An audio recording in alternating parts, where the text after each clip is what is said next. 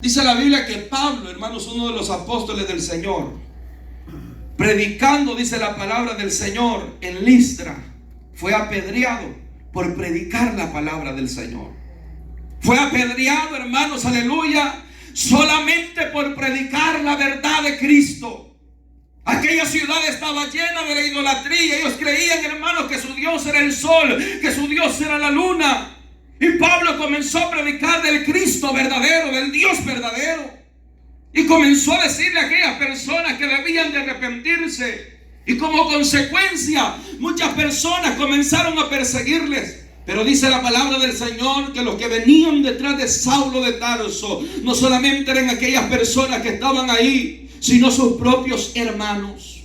Los judíos venían detrás de Saulo de Tarso para terminarlo, para hacerlo callar, para callarlo de una vez. La Biblia dice que llegaron donde estaba Pablo, donde estaba el apóstol Pablo, amados hermanos, y comenzaron, dice la Biblia, a apedrearlo, a tirarle piedras, hermanos, así en carne propia.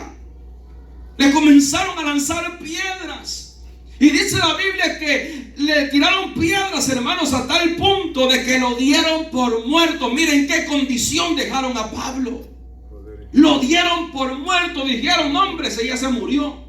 Ese ya está deshecho. Ese ya no se va a levantar de ahí. Terminamos con él. Terminamos con la lluvia. Terminamos con todo lo que ese hombre está haciendo. Y dice la Biblia que lo dieron por muerto.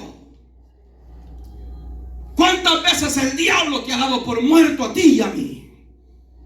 ¿Cuántas veces el diablo se ha levantado, te ha lanzado, te ha tirado dardos, ha lanzado cuántas cosas a tu vida, a tu hogar, a tu matrimonio, a tu familia, a tus hijos? ¿Cuántas veces el diablo ha dicho, de esta no se van a levantar, de esta van a morir y se van a quedar ahí? Pero ¿cuántas veces has visto la mano de Dios levantarte de ahí, de ese lugar?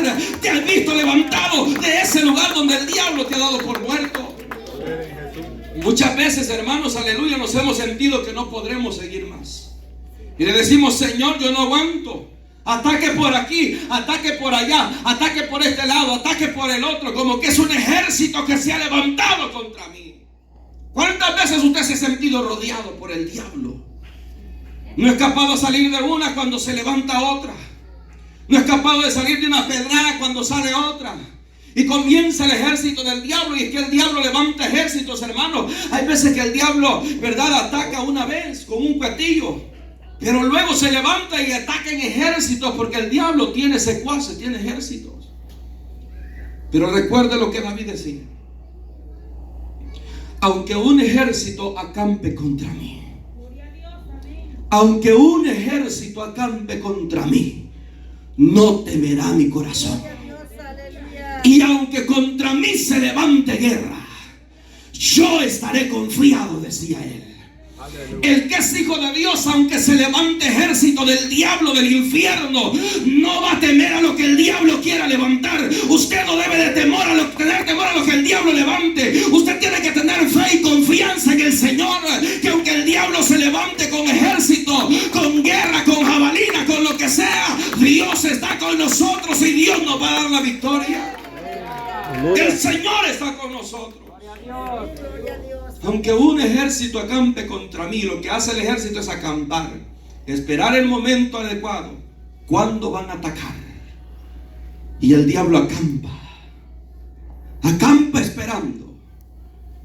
Lo glorioso es que también David dijo: el ángel de Jehová acampa alrededor de los que le temen y los defiende, dice la palabra del Señor. Por eso nuestra vida debe de estar confiada. A Pablo, hermanos, lo dejaron ya muerto. Habiéndolo dado por muerto, dice que lo dejaron, lo abandonaron ahí. Ahí estaba Pablo, hermanos, tirado en la tierra, sangrando. Posiblemente, hermanos, ya ni respiraba. Lo dieron por muerto. Dijeron, este ya se murió, ahí dejémoslo.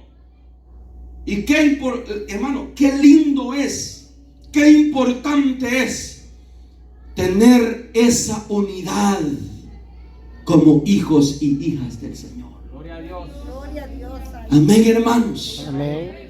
Qué importante es la unidad, que dice la Biblia que en ese momento los discípulos de Dios, los discípulos que estaban con Pablo, No huyeron, sino que se acercaron de donde estaba él y le rodearon, dice la palabra del Señor. Hay que rodearnos de personas que estén firmes en el Señor. Hay que rodearnos de personas que verdaderamente deseen vernos de pie adorando a Dios y que no nos deseen ver muertos espiritualmente. Aleluya. Porque ¿cuánto daría el diablo por vernos a nosotros muertos espiritualmente? Que dijeran, cayó fulano de tal. Ya yo decían, van a decir mucho. Cayó tal persona, si es que eso venía. Muchos esperan que usted y yo muramos espiritualmente, muramos en el camino, muramos en este camino que vamos caminando hacia la vida eterna. Muchos esperan ver nuestra muerte, pero Dios nos ha llamado porque nos ha dado vida. Tiene grandes propósitos con nosotros, aleluya. Y no nos morimos cuando el diablo diga. Nuestra labor va a terminar cuando Dios lo diga. Cuando Dios diga, hasta aquí llegaste, hasta aquí llegaremos. Mientras no nos rendiremos. Mientras no moriremos, aunque el diablo nos desee la muerte. Dice la palabra del Señor que le rodearon los discípulos y lo levantaron. Los discípulos le rodearon, posiblemente también ellos creían que estaba muerto, pero de repente pudieron ver posiblemente que Pablo se movía, Pablo respiraba. Dice la Biblia que lo levantaron de esa situación. Pablo dice de la Biblia que se levantó, hermano, se sacudió el polvo, se secó la sangre posiblemente y dijo, vamos. Dice la Biblia que se fue para tal ciudad. Y no crea que fue a reposar, a descansar. La Biblia dice que se levantó de ahí y se fue, hermanos, para otra ciudad, creo que es Iconio. Y cuando entra a la ciudad comienza: Cristo vive, Cristo vive, Cristo te ama, Cristo te quiere salvar. Arrepentidos, convertidos, porque el reino de los cielos ya está aquí, ya está en este lugar. Pablo, sangrando posiblemente, hermanos, con dificultades, comenzó a predicar en aquella ciudad. Comenzó a hablarles de Cristo. Y una vez fortalecido, vuelve nuevamente a Listra, donde había sido apedreado. Vuelve a aquel lugar a predicarles a aquellas personas nuevamente de Cristo Jesús. Lo que es estar firme en el Señor. No hubo un momento en el cual Pablo se quejara y le decía: Señor, estoy haciendo tu labor, estoy haciendo lo bueno, por lo menos que no me apedree, que no me crean, vaya, pero que no me apedree. Pero es que estamos en un campo espiritual de guerra, donde vendrán ataques de diversas formas y diversas maneras a nuestra vida.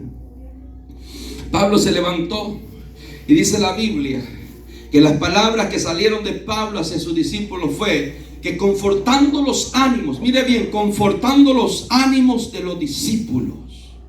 Qué lindo, qué hermoso es Dios cuando hay hombres firmes en el Señor. Posiblemente usted, hermano, usted, hermana, puede estar sufriendo. Y se acerca un hermano, una hermana y le dice: hermano, esto está pasando conmigo, estoy sufriendo.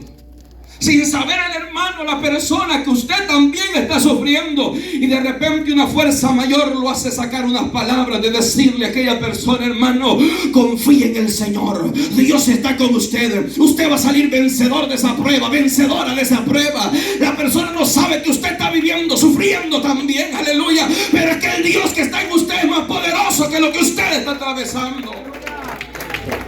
Hombres y mujeres, hermanos, que están firmes en el Señor.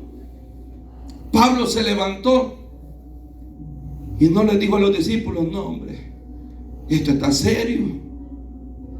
Ya, hombre, vámonos para la casa, mejor rindámonos, dejemos de predicar. Pablo se levantó y Pablo sabía y entendía lo que sentían los discípulos. El desánimo llegó a los discípulos, el miedo, la tristeza invadió el corazón de los discípulos. Y dice la Biblia que Pablo se levantó y dice que confortando los ánimos, porque lo primero que el diablo ataca es el ánimo de la persona. Sí. Ataca los ánimos de la persona. De repente estamos animados y de repente se van los ánimos. Sí. Y qué importante es el ánimo, Nehemías dice que los muros fueron construidos porque el pueblo tuvo ¿qué? Ánimo. Tuvo ánimo. Ánimo. ¿Qué fue lo que confortó a Pablo a levantarse en los discípulos? El ánimo. Confortando el ánimo de los discípulos, les dijo este mensaje: es necesario que a través de muchas luchas y tribulaciones entremos al reino de los cielos. Número uno, ¿por qué sufren los cristianos? Porque es necesario. Porque es necesario. Hay una alabanza que dice: no hay gloria si no hay desierto. No hay victoria sin antes llorar. No hay victoria sin antes, hermanos, atravesar por la prueba. No hay una tierra nueva sin antes atravesar por el desierto. ¿Por qué sufren los cristianos? Porque es necesario. Y qué difícil es entender: Señor, estoy sufriendo, mi familia está sufriendo, mi hogar está sufriendo, mi iglesia está sufriendo. Y de repente venga y te diga el Señor: Samuel, hijo, hija, es necesario. Señor, pero ¿por qué es necesario que yo sufra? ¿Por qué es necesario que yo esté sufriendo de esta forma? Y el Señor nos diga: es necesario porque a través de muchas luchas y tribulaciones pueden entrar al reino de los cielos.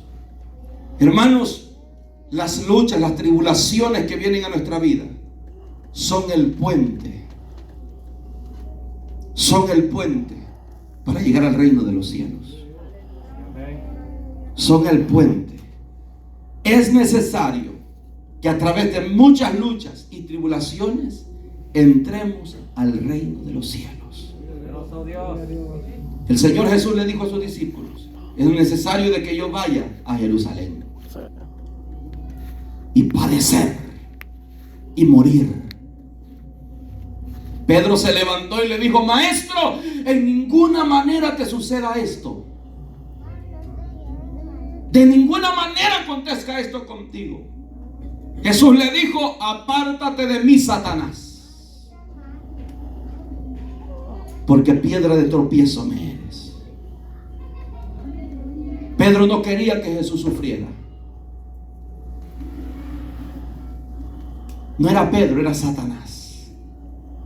Porque sabía Satanás que a través del sufrimiento de uno alcanzarían muchos la vida y la vida eterna. Jesús le dijo a ellos: es necesario de que yo vaya a Jerusalén y padezca, sufra y muera. Y Pedro, usado por Satanás, le dijo: Maestro, en ninguna manera te acontezca esto. Es que eso es lo que quiere el diablo. El diablo viene a nuestra mente y te dice: eres hija de Dios, pero Dios no te oye. Eres hijo de Dios, pero Dios no te oye. Tú necesitas ser hijo de Dios, pero ¿y por qué sufres? ¿Por qué pasa esto y lo otro? Tú no deberías de pasar esto y lo otro. El diablo quiere hacernos ver a nosotros como que el camino del evangelio no van a venir dificultades a nuestra vida. Pero lo cierto es que sí, hermanos, vendrán sufrimientos a nuestras familias, a nuestras vidas, a nuestros hogares, a la iglesia. Pero debemos entender y saber que todo esto es necesario para que podamos entrar al reino de los cielos. Grandes victorias vienen para la iglesia. Y yo pudiera predicar un mensaje, hermanos, aleluya, de traerles promesas, que Dios aquí, que Dios allá, y Dios hará esto y Dios hará lo otro. Pero quiero comenzar este año diciéndole lo que el Señor me ha puesto en el sentir, en el corazón, decirle. Si pensó que este año se iban a acabar los sufrimientos, no se acabarán. Un falso profeta dijo por ahí: año 2020, el año que se terminan los problemas, el año que no hay enfermedades, el año de esto, el año de lo otro, y tanta promesa falsa. Y el año 2020 fue el año más terrible, en el cual la mortandad, la muerte se levantó, arrompando no solo una ciudad, sino al mundo entero. Ya no estarás pobre, ya no sufrirás, ya no serás esto, ya no serás lo otro, ya no andarás en un Toyota Corolla 2099 o 1099. Ahora andarás en el año último modelo. Y más bien el único que tenía también se lo quitaron. No, hermano. Quiero comenzar este año diciéndole: hemos de sufrir, pero la recompensa viene de Dios. ¿Verdad? Para que recibir un cheque hay que sufrir. En el trabajo se sufre, en el trabajo, trabajando, hermanos. Trabajando se sufre para obtener un cheque. Para llegar a tener un diploma se sacrifica tiempo, horas estudiando. Todo requiere de un sacrificio.